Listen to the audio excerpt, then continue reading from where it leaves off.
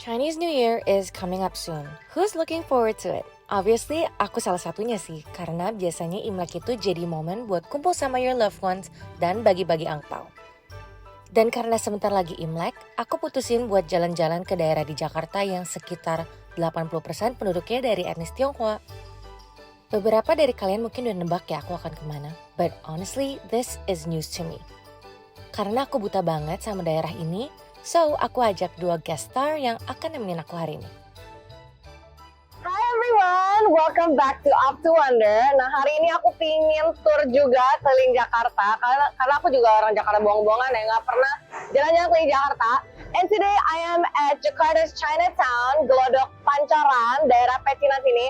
And did you guys know that Jakarta has a Chinatown? Because I didn't know until a few days ago. Nah hari ini aku juga bawa special guest with me, Pak. Hai. Come here. So this is my special guest, my dad, Papa Indra, and Papa udah beberapa kali ke Glodok ya dari kecil ya kayaknya Dari ya. kecil, dulu. Tapi udah banyak perubahan ya kayaknya ya. Jauh, sekarang perubahannya luar biasa, beda Ya. sekali. So today is kind of like a daddy-daughter date. Sekarang kita jalan-jalan because I know my dad likes to like go on adventures and like jalan-jalan stuff like that. Nah kita hari ini juga ada Ko Andre yang bantuin kita di sini. Jadi Ko Andre yang akan bantu menjelaskan tentang area sini, and I'm so excited to discover this area. So let's go.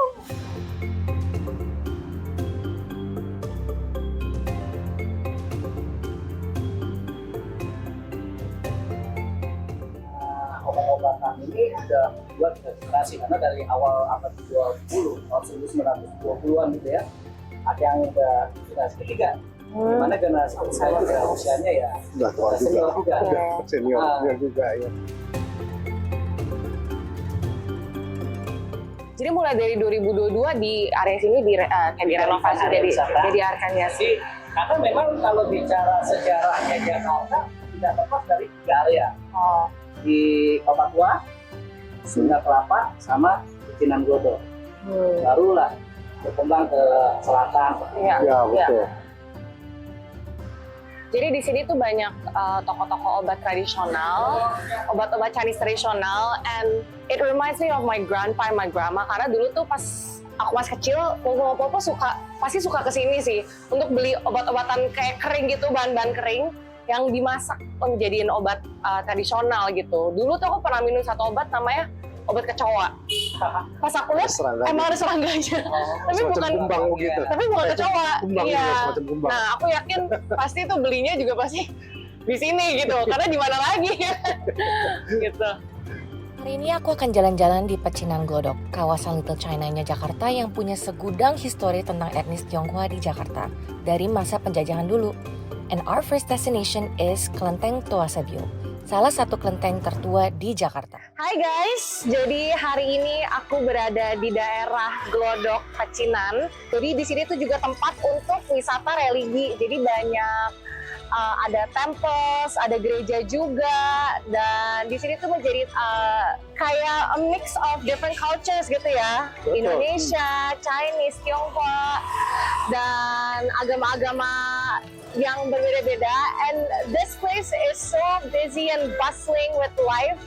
And I'm so happy to be here. Nah sekarang aku lagi di depan Wihara Tua Sebio yang juga cukup legendaris ya di daerah sini. Ini kalau wihara ini legendarisnya kenapa ya? Ya, ini kelenteng Tua Sebio ini termasuk kelenteng tertua ya dari 3 kelenteng yang ada. Oh, Ya, jadi kelenteng Tua Sebio termasuk yang menjadi korban waktu terjadi peristiwa Pecinan. Oh. Kembali, tapi beberapa bagian itu masih utuh, masih ngalami yang ini dari tahun berapa? sekitar 1750-an. Oh, oke. Jadi untuk teman-teman yang nggak familiar dengan konsep kelenteng, kelenteng itu secara temple yang yang diambil dari ada budaya Chinese-nya, dari agama Taoism dan juga ajaran Konghucu. Jadi it's like a mix of different beliefs dan kepercayaan gitulah ya, dan ajaran. Tapi di belakangnya Toa Sebio, Kelenteng Toa Sebio ini ada Wihara Dharma Jaya, which is Buddhis ya. Tapi kelenteng tuh biasanya juga ada yang mix sama Buddhis juga Sekarang ya. mix. Ya, Sekarang sekarang banyak mix, mix. kebanyakan. Jadi itu mungkin untuk kita yang Chinese Indonesian, biasanya tuh kita masih banyak dari kita, walaupun kita beragama Buddha ataupun percayaannya Taoism atau Konghucu, kita juga tetap masih sembahyang di kelenteng gitu.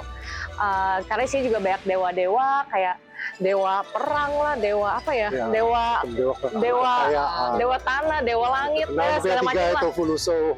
Iya, gitu-gitu. jadi dari kecil tuh biasanya kita pasti diajak ke kelenteng, especially dekat-dekat ke Chinese New Year, biasanya kita diajak ke kelenteng untuk sembahyang kayak gitu. Kelenteng-kelenteng itu menariknya kenapa? Rata-rata itu berlokasi kalau nggak dekat sungai pasti dekat pasar. Nah ini kita Toa Sebio, Cimpeyeng itu dekat pasar. Dekat pasar benar. Di belakang ini juga ada namanya Tan Sengkong, itu kebetulan pinggir kali. Oh, itu ada reasonnya nggak? Kok kenapa biasanya? Akses sebetulnya karena Akses. memang masyarakat Tionghoa itu kan suka berkumpul. Iya benar. Tuh, sama akses kalau sungai itu biasanya karena mereka Transportasi ya. satu transportasi, mereka juga ada dewa air. Iya. Airnya juga. Iya. Oke, ya jadi ini kelentengnya itu udah sekitar 300-an hampir 300 tahun loh. Ya. Tapi memang udah beberapa kali direnovasi mungkin ya dan diperbaru gitu.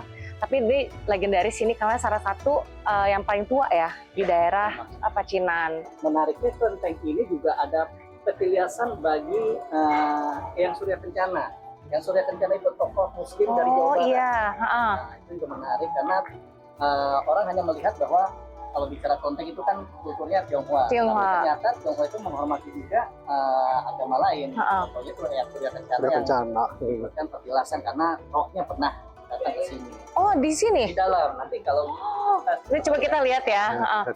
Oke. Kelenteng ini sudah jadi rumah ibadah bagi masyarakat Pecinan Glodok dari tahun 1940. Walau sempat terbakar dan dibangun lagi di tahun 1950-an. Dan katanya dulu jadi tempat persembunyian etnis Tionghoa sewaktu pembantaian massal oleh kolonial Belanda. Tapi walaupun sejarahnya kelam, suasana di dalam benar-benar menenangkan banget.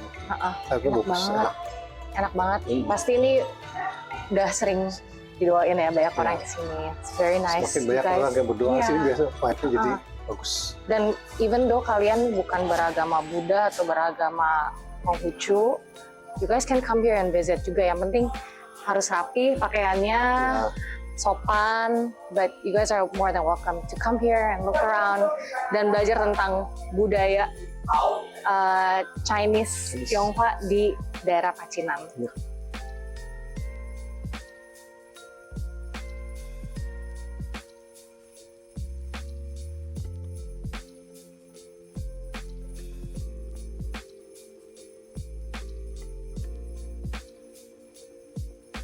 Jadi dalam kelenteng tuh banyak banget dewa-dewa dan setiap dewa-dewa tuh ada Ya, ada kekhususannya diri. iya ada Yang punya kekhususan untuk iya benar menolong kita kekuasaan apa sendiri. gitu.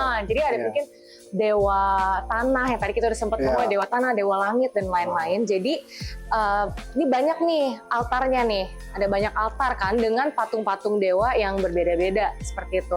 Jadi biasanya kalau kita ke kelenteng itu kita akan pindah dari satu altar ke altar lain kayak ada urutannya juga ya biasanya. Biasanya ada Nah, urutan ya. Ini tuh ada nomor-nomornya nih 15, 16, 17. Jadi bisa ikutin urutannya gitu.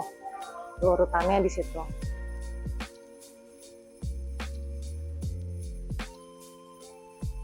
Jadi mungkin kalau kalian familiar dengan tokoh Surya Kencana, dipercaya bahwa rohnya pernah mengunjungi kelenteng Toa Sebio. Makanya dibuatkan altar ya buat Mbah Said Eyang Surya Kencana. Dan boleh dilihat altarnya juga berbeda ya, stylenya kayak ada Jawanya gitu. Ada kerisnya, menarik sih ini.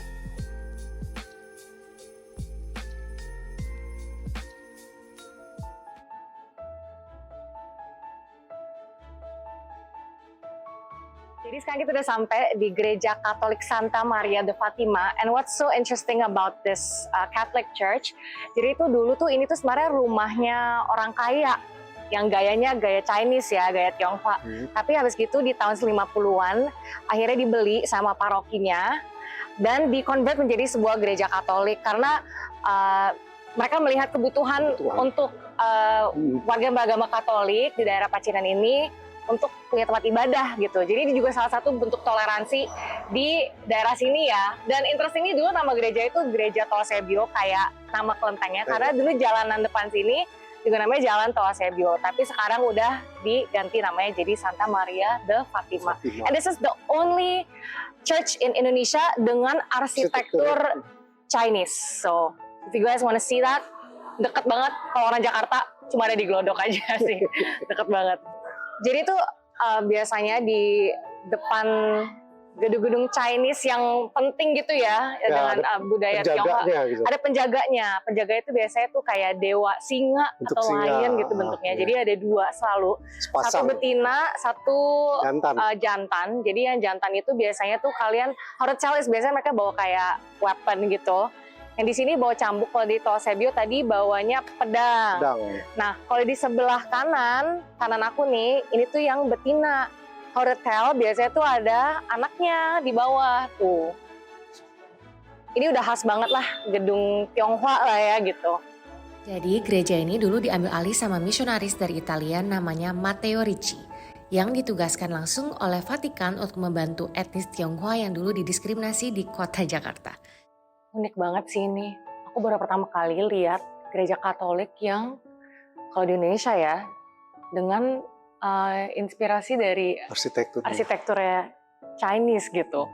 Jadi banyak aksen-aksen di sini yang biasanya aku lihat di kelenteng sih, atau di gedung-gedung Chinese gitu. Kayak misalkan ada lantern. Jadi kalian di sini juga bisa lihat ukiran-ukiran asli dari gedung asli ya. Jadi it's very interesting ya. Kayak di sini tuh mungkin ini kayak sebuah cerita gitulah ya. It looks like there's like a king and a queen or something like that. Ini interesting banget karena aku benar-benar nggak pernah lihat gereja yang seperti ini gitu. Jadi di situ pun masih ada kayak aksen-aksen, kayak ada gongnya, terus ada naganya, which is biasanya kalau aku personally karena aku beragama Buddha ya, aku lihatnya sering lihat di kelenteng ya, karena dengan dari budaya Tionghoa juga. Dan di sini because it is also inspired or based on the Chinese tradition, jadi ada juga tuh ukiran-ukiran yang memang aku sering lihat di tempat-tempat yang lain gitu. So this is very interesting. FYI, di samping gereja ini ada sekolah Katoliknya, namanya Sekolah Ricci.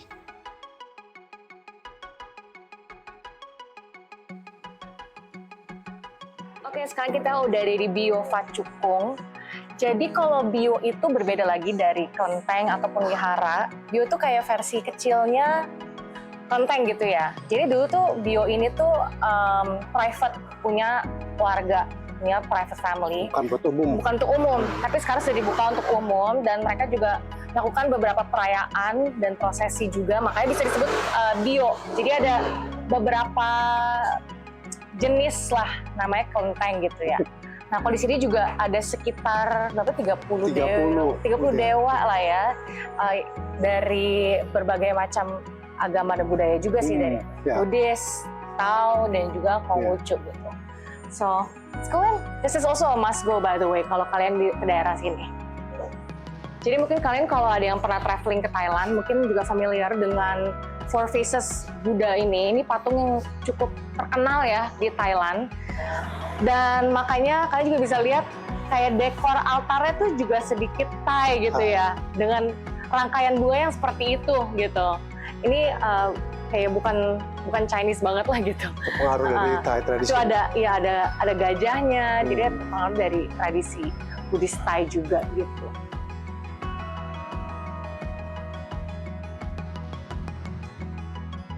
Jadi kalau di budaya Chinese, biasanya kita tuh juga menghormati leluhur kita yang sudah pass away juga gitu. Jadi kita doakan mereka dan juga kadang-kadang kita juga meminta perlindungan biasanya dari leluhur-leluhur kita yang sudah meninggal dunia kayak gitu.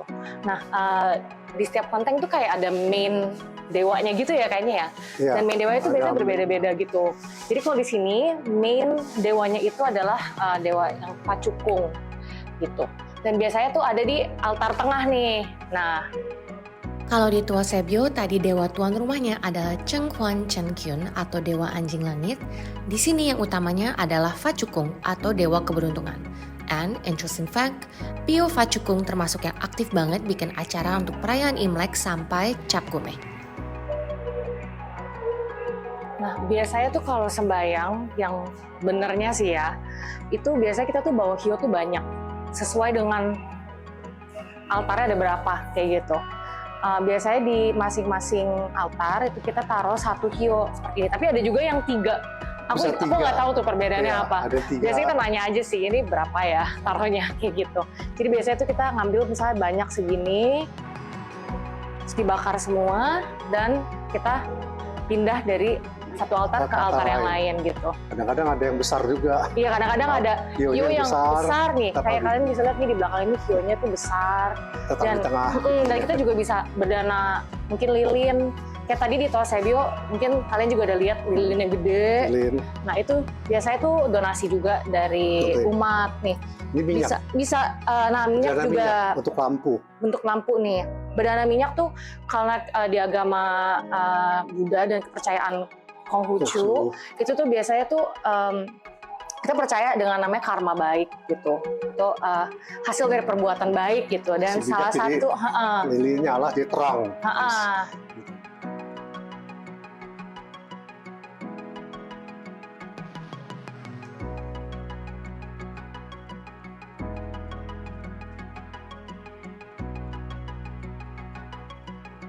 Petak 6. Kita mau ke petak 6 sekarang. Kita ngelewatin rumah-rumah penduduk sekitar sini juga. So, be mindful and respectful here around this area. Jadi ini juga salah satu kelenteng di sekitar Pacinan. Jadi ada 3. Tadi kita udah Toasebio, Facukung, dan yang ini namanya apa kok? Tan Seng Ong. Nah yang ini tuh posisinya di sebelah kali. Kalau kalian bisa lihat di belakang itu, sebenarnya itu wihara yang tadi kita lewati, wihara Dharma Jaya ya. Itu adalah Toasebio belakang situ. So this is the 3rd kelenteng. Kalau kalian mau masuk juga silakan. Jadi kalau kalian mau belajar lebih banyak tentang lokasi-lokasi ini udah dilengkapin sama pecinan glodok. Jadi ada QR-nya di sini. Kalian bisa scan QR, terus skip advertisement, dan akan langsung di-reroute ke YouTube, dan kalian bisa belajar lebih banyak tentang, kalau sini tentang kelenteng Tan Seng Ong gitu. Tuh, udah komplit banget deh. Ada subtitle bahasa Inggrisnya juga, jadi you guys can get all the information from here. Nah, kalian bisa lihat di sini, ini udah berbeda lagi ya dengan kelenteng yang tadi kita lihat. Di sini ada patung Budanya, atau Buddha Sakyamuni di tengah, dan jadi yang paling gede gitu. Jadi berbeda-beda gitu ya tradisi dan kepercayaannya juga. As I wrap up today's enlightening journey through Pecinan Glodok, I must say, aku kagum dan appreciate banget sama komunitas dan masyarakat yang bener-bener tahu cara ngejaga berbagai macam budaya, agama, tradisi yang ada di sini. Anyways, jangan pergi jauh-jauh dulu dari channel ini, karena next episode kita akan explore kuliner yang mantep-mantep banget di sekitaran Pecinan Glodok. So stay tune kalau kalian pengen tahu list kuliner wajib yang ada di sekitar petak 6 dan petak 9. Don't forget to leave a comment and see you in the next episode.